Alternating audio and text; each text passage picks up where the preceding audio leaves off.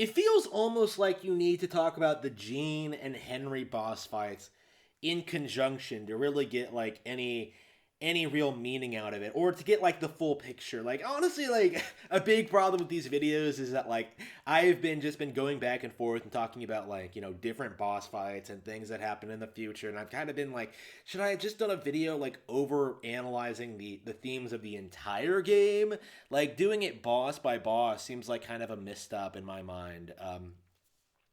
Like there's a lot to talk about in this game. Like I've gone through every single boss right in this entire game, and it almost feels like there's still a whole lot I haven't touched on. Like the consumerist nature, the like the critiques on gamer culture. Like there's all this stuff to talk about. Like I almost feel like I haven't really touched on any aspects of the game at all. Honestly, like even after spending all this time, like making these videos, it's kind of embarrassing in that way. But anyway, Jean, like Dark Star, like number one, and Henry, the final boss fight, the true final boss are the final encounters in No More Heroes.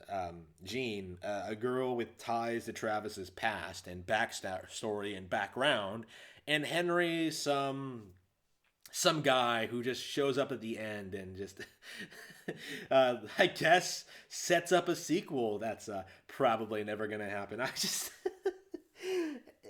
it's where to start with this? I suppose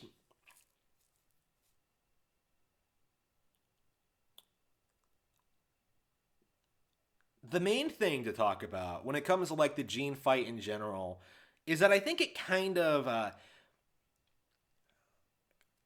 pulls together all of the themes that we've seen so far, in which it kind of emphasizes the fact that everything Travis has been doing, or his stated reasons for doing it, has always is and always has been complete nonsense. And the actual reason he's come out and killed all these people is for a chance to fight Gene and avenge his parents. Like that's the real reason he wanted to become number one, so he could dethrone the actual number one assassin, Jean, and just kill her. Like for what he did to her, what she did to him in the past. And this is kind of an interesting plot development because it kind of flies in the face of everything we've been told so far. It goes against everything we know about Travis as a character. It goes against his actual his stated motivations, and instead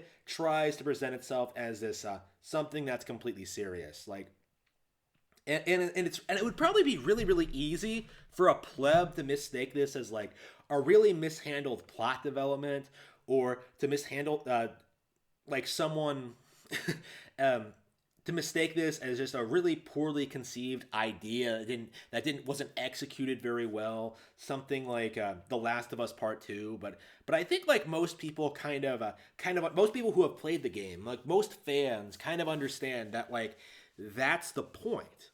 Like the theme, like I think the core of No More Heroes is that Travis is trying to find meaning in like his meaningless actions. Like that's kind of it. Like in a way, like Travis is kind of trying to escape from his problems and ignore the reality of his situation, his terrible living conditions, his his perma virginity, uh, his ineptness, like a lack of basic income, a lack of real skills, his indulgences in anime and video games, in collectibles, like Travis's existence is as stated by several characters several times in this game, completely irredeemable. Like it's completely worthless, and in a way, Travis sort of reinvents himself in this idea, like kind of creates this image of himself where he's just like, I am me. Like I can't change that. I might as well embrace it, and I might as well like go down this path. It's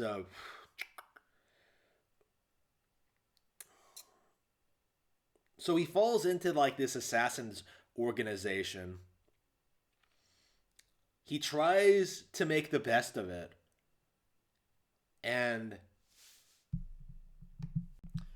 in essence, Travis feels that after becoming number one, his life will become better, but that doesn't happen. Like, after killing Jean, after taking his revenge, after becoming number one, like, he goes back to his shitty apartment, doesn't bang Sylvia, and is immediately attacked by another assassin. Now, that leads into the fight with Henry and some more, like, a last-minute plot twist that I think kind of just simply drive home the point of this, is that, like, that there was no point. Like, fundamentally speaking, like, Travis didn't really have a reason to become number one, right? Like, he wasn't really...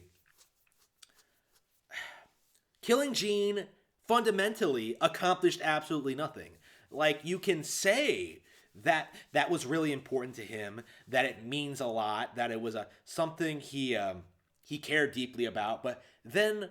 If that's true, then why wasn't that the driving force of the plot to begin with? Like, the entire point is to be subversive. The entire point is to emphasize that there was no point. Like it was just something he did because it was there. Like, he wouldn't have come up with this, like, other bullshit explanation, like, oh, I'm becoming number one to bang this chick, if he actually truly cared about killing Jean. Like, that's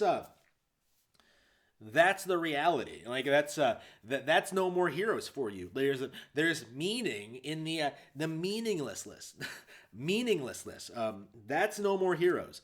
Like, Jean's death, her relationship with Travis, her ridiculous background that they fast forward through, fundamentally it serves no real purpose. Like, it just exists, and you have to take it for what it is. There is no paradise. Like, that I think, again, this goes back into what I've been saying, like, occasionally throughout all of these videos, is that, like, Travis believes that someday he's going to find paradise, right? Like, he's going to eventually become successful, and he's eventually gonna have everything anyone could ever dream of. Like, this is paradise, the place where dreams are fulfilled. And even then, right, like, Travis is spouting things like, oh man, these old killers, they'll be killed by young rookies like me, without really acknowledging that, wait, if I go along this path, if I keep killing people, eventually I am going to get up there. No, I take that back. Like, he understands that. Like, from the very beginning, it's something he fundamentally understands, that this isn't going to be something that actually works, that isn't going to actually help him at all. But you have to do something at the same time, right? You have to do something to keep yourself moving, like a shark in water, right? You have to keep moving to stay alive. Like, that's Travis's mindset on this, is that, like, I have to do this because I want to do it. Like, there's really no other reason than that. And fundamentally, honestly, you don't really need much more than that. Like, honestly, you don't really need anything more. So, that's No More Heroes for you. There's a lot of other stuff to talk about. Maybe we can talk about, like, individual aspects and some higher ideas, but I think that's, like, the core of No More Heroes. Like, at its, like, fundamentals, is that, like, it's about a guy trying to find meaning in the things that he enjoys, right? Like, the things he wants to do, right? As opposed to, like, living by society's rules, or, like, getting a real job or anything like that. Travis is, I guess, in a lot of ways, a stereotypical gamer.